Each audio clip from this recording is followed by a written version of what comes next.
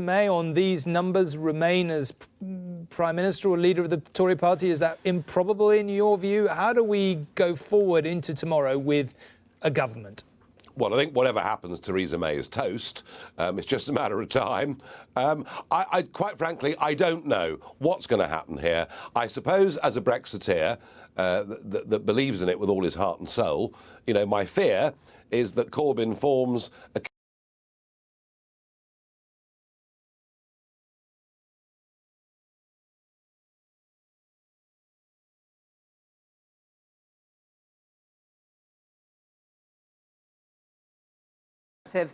which land this one in safe Conservative territory. Tasmin Ahmed Sheikh, who took it from Labour last time round, now in second place. And we're going to bring you one more, Bury North, the northwest of England.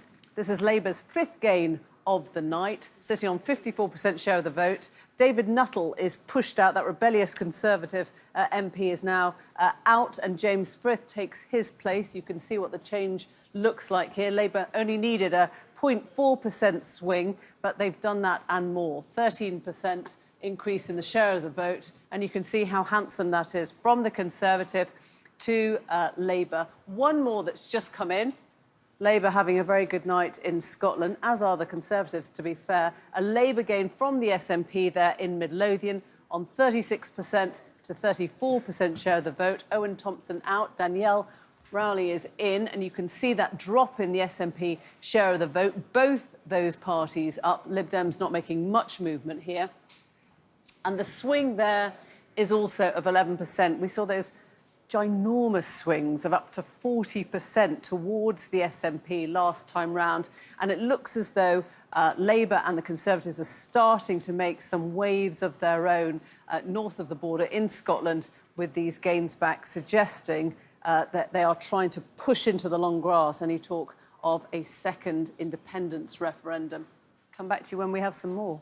Thanks very much. Amal, you've got some more comments from people. I mean, David, we are in this extraordinary situation where Lord Ashcroft, the former Conservative chairman, has just put out a message saying the Conservative Scots could possibly save the Tories. That would be extraordinary. Unthinkable in recent elections, but that's where we might be. Kevin Maguire, who's on the Daily Mirror, has tweeted along a similar theme, saying SNP Westminster leader Angus Robertson is gone. Scotland is saving the Conservatives. And Ruth Davidson, often talked about as a future leader of the Conservatives, leader of the Scottish Conservatives at the moment, has sent a message out saying, fantastic in Moray, well done Douglas for Murray, which is Douglas Ross. You will make a superb MP. So many Tories feeling that actually what they do in Scotland could be the difference between them being in government and not. And interestingly, Tories so far tonight gained 3 in Scotland. They've lost 4 in England. Exactly. I just want to say that the new forecast, 322 Conservative seats, David, as you say, still short of a majority, but politically there's a big difference between the original forecast of 314. On those numbers, the Conservatives might well have failed to get a Queen's speech through Parliament.